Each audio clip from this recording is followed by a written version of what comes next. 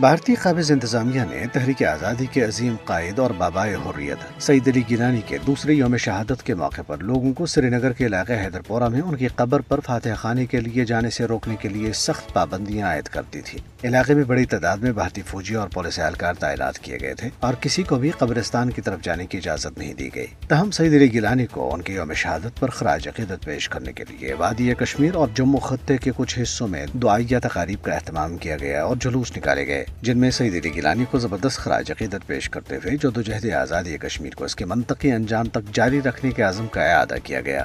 سعید علی گیلانی کی بے مثال جدوجہد اور لازوال قربانیوں پر شاندار خراج عقیدت پیش کرنے کے لیے مظفر آباد، باغ اور آزاد کشمیر کے دیگر شہروں اور قصبوں میں ریلیاں نکالی گئیں، جن میں حریت کانفرنس آزاد جموں کشمیر شاخ کے علاوہ مختلف سیاسی، مذہبی اور سماجی تنظیموں کے رہنماؤں اور کارکنوں سمیت لوگوں کی بڑی تعداد نے شرکت کی۔ اسلام آباد میں کل جماعتی حریت کانفرنس آزاد جموں کشمیر شاخ کے زیر اہتمام ایک سیمینار کا انعقاد کیا گیا، جس میں اسپیکر آزاد کشمیر اسمبلی چودھری لطیف اکبر، سابق وزرائے اعظم خواجہ فاروق احمد، سردار عتیق احمد خان، سردار محمد یعقوب خان، اراکین آزاد کشمیر اسمبلی، حریت کانفرنس، سیاسی جماعتوں اور صحافتی انجمنوں کے رہنماؤں، وزیر اعظم پاکستان کی معاون خصوصی برائے انسانی حقوق مشار حسین ملک اور پاکستان اور آزاد کشمیر سے مختلف سیاسی، مذہبی اور سماجی شخصیات نے شرکت کی اور خطاب کیا۔ انہوں نے سعید علی گیلانی کو زبردست خراج عقیدت پیش کرتے ہوئے کہا ہے کہ ان کی جدوجہد، قربانیوں اور فکر سے کشمیر کی آنے والی نسلوں کو تحریک ملتی رہے گی۔ نگراں وزیر اعظم پاکستان انوار الحق کاکڑ نے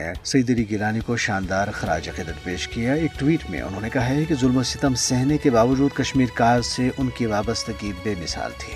قابض اور دہشت گرد بھارتی فوجیوں نے اپنی ریاستی دہشت گردی کی جاری کارروائیوں کے دوران گزشتہ ماہ اگست میں 8 کشمیریوں کو شہید کیا۔ ان شہادتوں کے نتیجے میں 3 خواتین بیوہ اور 11 بچے یتیم ہو گئے۔ اس عرصے کے دوران بھارتی قابض فورسز نے گھروں پر چھاپوں اور تلاشی اور محاصرے کی 261 کارروائیوں کے دوران 134 شہریوں کو گرفتار کیا۔ آزاد نیوز پورٹل دی کشمیر والا کی ویب سائٹ کو بلاک اور اس کے دفتر کو بند کیے جانے کے تناظر میں حریت کانفرنس نے سری نگر سے جاری ایک بیان میں کہا ہے کہ جموں کشمیر میں آزادی صحافت کا گلا گھونٹ دیا گیا ہے، مقامی نیوز ویب سائٹس کے آرکائیوز غائب کر دیے گئے، مقامی اخبارات اور نیوز گروپس کو زبردستی حکومت کا ماؤتھ پیس بننے کے لیے مجبور کیا جا رہا ہے، حریت رہنماؤں اور تنظیموں کے بیانات کو بھی مقامی اخبارات میں شائع نہیں کیا جا رہا۔ حریت کانفرنس نے بھارت اور بیرون الممالک آزادی صحافت کے علمبرداروں سے اپیل کی ہے کہ وہ جموں کشمیر میں آزادی صحافت اور اس کے تقدس کو بحال کرنے میں مدد کرنے کے لیے اس سلسلے میں اپنی آواز بلند کریں۔ کشمیر کونسل EU کے سربراہ علی رضا سعید نے یورپی یونین کے نائب صدر اور وزیر خارجہ جوزف بوریل اور یورپی کمیشن کی صدر ارسولا وان ڈر لیئن کی طرف سے غیر قانونی طور پر بھارت کے زیر قبضہ جموں کشمیر کے سنگین صورتحال کے بارے میں تشویش کا اظہار کرنے پر شکریہ ادا کیا۔